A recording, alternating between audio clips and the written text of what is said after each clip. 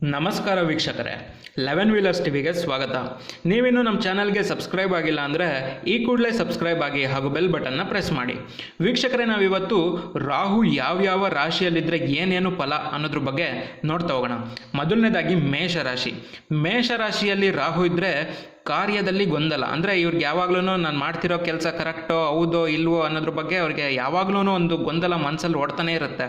ಇನ್ನು ವೃಷಭ ರಾಶಿಯಲ್ಲಿ ರಾಹು ಇದ್ದರೆ ಪ್ರೀತಿಯಲ್ಲಿ ಗೊಂದಲ. ಅಂದರೆ ನಾನೆಲ್ಲಿ ಈ ಪ್ರೀತಿಯಲ್ಲಿ ಮೋಸ ಹೋಗ್ಬಿಡ್ತೀನೋ ಅನ್ನೋದೊಂದು ಗೊಂದಲ ಅವ್ರಿಗೆ ಯಾವಾಗಲೂ ಇದ್ದೇ ಇರುತ್ತೆ. ಇನ್ನು ಮಿಥುನ ರಾಶಿಯಲ್ಲಿ ರಾಹು ಇದ್ದರೆ ಅಸಹಜವಾದ ಯೋಚನೆಗಳು. ಅಂದರೆ ಇದೊಂಥರ out of the box thinking ಅಂತಲೇ ಅನ್ಬೋದು. ಅಂದರೆ ಫಾರ್ ಎಕ್ಸಾಂಪಲ್ಲು ಎಲ್ಲರೂ ಒಂದು ಗಾಡಿ ಇದ್ದರೆ ಅದನ್ನು ಓಡಿಸ್ಕೊಂಡು ಹೋಗೋಕ್ಕೆ ಯೋಚನೆ ಮಾಡ್ತಾರೆ. ಬಟ್ ಇವರು ಆ ಗಾಡಿನ ಮಾಡಿಫೈ ಮಾಡೋಕ್ಕೆ ನೋಡ್ತಾರೆ. ಆ ಥರ ಒಂದು out of the box thinking ಅಂತಲೇ ಅನ್ಬೋದು. ಇನ್ನು ಕಟಕ ರಾಶಿಯಲ್ಲಿ ರಾಹು ಇದ್ದರೆ ಅಸಾಮಾನ್ಯವಾದ ಭಾವನೆಗಳು. ಅಂದರೆ ಇವರಿಗೆ ಒಂದು ಸ್ವಲ್ಪ ಭಾವನೆಗಳು, ಮನಸ್ಸು ಅದೊಂದು ಸ್ವಲ್ಪ ಅಸಾಮಾನ್ಯವಾಗಿ ಎಲ್ಲರಿಗಿಂತ ಒಂದು ಸ್ವಲ್ಪ ಡಿಫ್ರೆಂಟಾಗಿ ಅವರು ಯೋಚನೆ ಮಾಡ್ತಾ ಇರ್ತಾರೆ. ಇನ್ನು ಸಿಂಹ ರಾಶಿಯಲ್ಲಿ ರಾಹು ಇದ್ದರೆ ಗೊಂದಲಿತ ವರ್ತನೆ. ಅಂದರೆ ಅವ್ರ ವರ್ತನೆಯಲ್ಲಿ ಫಾರ್ ಎಕ್ಸಾಂಪಲ್ ನೋಡಿರ್ತೀರ ಸಮಾಜದಲ್ಲಿ ಒಂದು ಸ್ವಲ್ಪ ಗೊಂದಲಮಯವಾಗಿ ಅವರು ವರ್ತನೆ ಮಾಡ್ತಾ ಇರ್ತಾರೆ. ಎಲ್ಲರೂ ಅಲ್ಲಿ ನಿಂತ್ಕೊಂಡಿರ್ತಾರೆ, ಇವರು ಅಲ್ಲಿ ಬಿಟ್ಬಿಟ್ಟು ಇನ್ನೆಲ್ಲೋ ಹೋಗಿ ನಿಂತ್ಕೊಳ್ಳೋದು. ಆ ಥರ ಒಂದು ಸ್ವಲ್ಪ ಇವ್ರಿಗೆ ಎಲ್ಲ ಟೈಮಲ್ಲೂ ಒಂದು ಸ್ವಲ್ಪ ಗೊಂದಲ ಕಾಡ್ತಾನೆ ಇರುತ್ತೆ. ಅವ್ರ ವರ್ತನೆಯಲ್ಲಿ ನಾವು ಗೊಂದಲನ ನಾವು ಅಬ್ಸರ್ವ್ ಕೂಡ ಮಾಡ್ಬೋದು. ಇನ್ನು ಕನ್ಯಾ ರಾಶಿಯಲ್ಲಿ ರಾಹು ಇದ್ದರೆ ಗೊಂದಲಿತ ಚಿಂತನೆ. ಅಂದರೆ ಇವ್ರಿಗೊಂದು ಸ್ವಲ್ಪ ಚಿಂತನೆಗಳು ಸ್ವಲ್ಪ ಯಾವಾಗಲೂ ಗೊಂದಲಮಯವಾಗಿರ್ತವೆ. ಈ ರಾಹು ಅಂದ್ರೇ ಒಂದು ಸ್ವಲ್ಪ ಒಂಥರ ಕ್ಲಮ್ಸಿನೆಸ್ ಅಂತ ಅನ್ಬೋದು.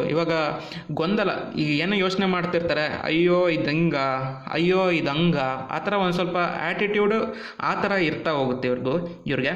ಸೊ ನೆಕ್ಸ್ಟು ತುಲಾ ರಾಶಿಯಲ್ಲಿ ರಾಹು ಇದ್ದರೆ ಅಸಾಮಾನ್ಯವಾದ ಪ್ರೀತಿ.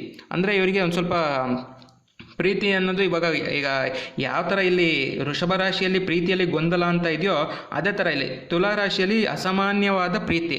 ಅಂದರೆ ಇವರೊಂದು ಸ್ವಲ್ಪ ಜಾಸ್ತಿ ಬೇಕಾಗಿದ್ದಕ್ಕಿಂತ ಜಾಸ್ತಿ ಅವರೊಂದು ಸ್ವಲ್ಪ ಪ್ರೀತಿನ ಕೊಡೋದಕ್ಕೆ ಇಷ್ಟಪಡ್ತಾರೆ. ಇನ್ನು ವೃಶ್ಚಿಕ ರಾಶಿಯಲ್ಲಿ ರಾಹು ಇದ್ದರೆ ಅಸಹಜವಾದ ಕ್ರಿಯೆಗಳು. ಅಂದರೆ ಅದೊಂದು ಸ್ವಲ್ಪ ಯಾರಿಗೂ ನಾರ್ಮಲ್ ಅಂತ ಅನಿಸಲ್ಲ. ಸೊ ಆ ಥರ ಅವ್ರಿಗೆ ಒಂದು ಸ್ವಲ್ಪ ಇದೆಲ್ಲ ಜಸ್ಟ್ 10-15% ಮಾತ್ರ ನಮ್ಮ ಕ್ಯಾರೆಕ್ಟರ್ನ ಡಿಫೈನ್ ಮಾಡ್ತವೆ, ಅದಕ್ಕಿಂತ ಹೆಚ್ಚಿನದಾಗಿ ಇಲ್ಲ. ಇನ್ನು ಧನಸ್ಸು ಅಲ್ಲಿ ರಾಹು ಇದ್ದರೆ ಗೊಂದಲದಿಂದ ಕೂಡಿದ ಬೆಳವಣಿಗೆ. ಅಂದರೆ ಎಲ್ಲರಿಗೂ ಒಂದು ಸ್ವಲ್ಪ ಡೌಟ್ ಇರುತ್ತೆ, ಇವನು ಹೆಂಗೆ ಇಷ್ಟೊಂದು ದುಡ್ಡು ಮಾಡ್ದ, ಅಥವಾ ಇವನು ಹೆಂಗೆ ಇಷ್ಟೊಂದು ಬೆಳವಣಿಗೆ ಆದ. ಅಂದರೆ ಒಂದು ಸ್ವಲ್ಪ ಯಾರಿಗೂ ನಾರ್ಮಲ್ ಅಂತ ಅನ್ಸಲ್ಲ, ಅವ್ರು ನೀಟಾಗೆ ಮಾಡಿರಲಿ ಅಥವಾ ಬೇರೆ ಥರನೇ ಮಾಡಿರಲಿ. ಸೊ ಅವ್ರಿಗೆ ಎಲ್ಲರಿಗೂ ಒಂದು ಸ್ವಲ್ಪ ಡೌಟ್ ಬರುತ್ತೆ. ಇನ್ನು ಮಕರ ರಾಶಿಯಲ್ಲಿ ರಾಹು ಇದ್ದರೆ ನಿರ್ದಯವಾದ ವರ್ತನೆ. ಅಂದರೆ ಇವರು ಒಂದು ಸ್ವಲ್ಪ ರುತ್ಲೆಸ್ ಆಗಿ ಅವರು ಬಿಹೇವ್ ಮಾಡ್ತಾರೆ. ಅಂದರೆ ಫಾರ್ ಎಕ್ಸಾಂಪಲ್ ಬಡವರು ಅಂತಲೂ ನೋಡಲ್ಲ, ಅವರಿಂದ ದುಡ್ಡು ಕಿತ್ಕೊಳ್ಳೋದು, ಆ ಥರ ಒಂದು ಸ್ವಲ್ಪ ನಿರ್ದಯವಾಗಿ ಆ ಥರ ಮಾಡ್ತಾರೆ ಅಂತ ಅಲ್ಲ. ಸೊ ಅದೊಂದು ಎಕ್ಸಾಂಪಲ್ ಅಷ್ಟೇ. ಸೊ ಕುಂಭರಾಶಿಯಲ್ಲಿ ರಾಹು ಇದ್ದರೆ ಅಸಾಮಾನ್ಯ ಅವಕಾಶಗಳು. ಅಂದರೆ ಇದೊಂದು ಸ್ವಲ್ಪ ಬೆಸ್ಟ್, ಅಂದರೆ ಅತಿ ಬೆಸ್ಟ್ ಕಾಂಬಿನೇಷನ್ ಅಂತಲೇ ಅನ್ಬೋದು. ಫಾರ್ ಎಕ್ಸಾಂಪಲ್ ಯಾರೋ ಎಲ್ಲೋ ಇರ್ತಾರೆ, ಅವ್ರಿಗೆ ಬಿಗ್ ಬಾಸಿಗೆ ಅವಕಾಶ ಸಿಕ್ಬಿಡುತ್ತೆ. ಯಾವ ಥರ ಖುಷಿ ಆಗುತ್ತೆ ಹೇಳಿ, ಅದೊಂಥರ ಎಲ್ಲೋ ಇದ್ದವ್ರಿಗೆ ಅಸಾಮಾನ್ಯವಾದ ಅವಕಾಶ ಅಂತಲೇ ಅನ್ಬೋದು ಆ ಥರ. ಇನ್ನು ಮೀನರಾಶಿಯಲ್ಲಿ ರಾಹು ಇದ್ದರೆ ಕುಂಠಿತ ಬೆಳವಣಿಗೆ. ಅಂದರೆ ಇದೊಂದು ಸ್ವಲ್ಪ ಅವ್ರಿಗೆ ಏನು ಡೆವಲಪ್ಮೆಂಟು ಸರಿಯಾಗಿ ಆಗಲ್ಲ. ಸೊ ಅವ್ರಿಗೆ ಯಾವಾಗ್ಲೂ ಒಂದು ಸ್ವಲ್ಪ ಅಡೆತಡೆಗಳು, ಅವ್ರು ಏನು ಮಾಡೋಕ್ಕೋದ್ರೂ ಅರ್ಧಕ್ಕೆ ನಿಂತ್ಕೊಳ್ಳೋದು, ಈ ಥರ ಆಗ್ತಾ ಇರುತ್ತೆ. ಇದಿಷ್ಟು ರಾಹು ಯಾವ ರಾಶಿಯಲ್ಲಿದ್ದರೆ ಏನು ಫಲ ಅನ್ನೋದ್ರ ಬಗ್ಗೆ ನೋಡಿದ್ವಿ. ನಾನು ಮುಂದಿನ ಗ್ರಹಗಳ ಬಗ್ಗೆ ನಾನು ಮುಂದಿನ ಸಂಚಿಕೆಗಳಲ್ಲಿ ಹೇಳ್ತಾ ಹೋಗ್ತೀನಿ. ಅಲ್ಲಿವರೆಗೂ ನಮ್ಮ ಚಾನಲ್ಗೆ ನೀವು ಸಬ್ಸ್ಕ್ರೈಬ್ ಆಗಿಲ್ಲ ಅಂದರೆ ಈ ಕೂಡಲೇ ಸಬ್ಸ್ಕ್ರೈಬ್ ಆಗಿ ಹಾಗೂ ಬೆಲ್ ಬಟನ್ನ ಪ್ರೆಸ್ ಮಾಡಿ. ಧನ್ಯವಾದಗಳು.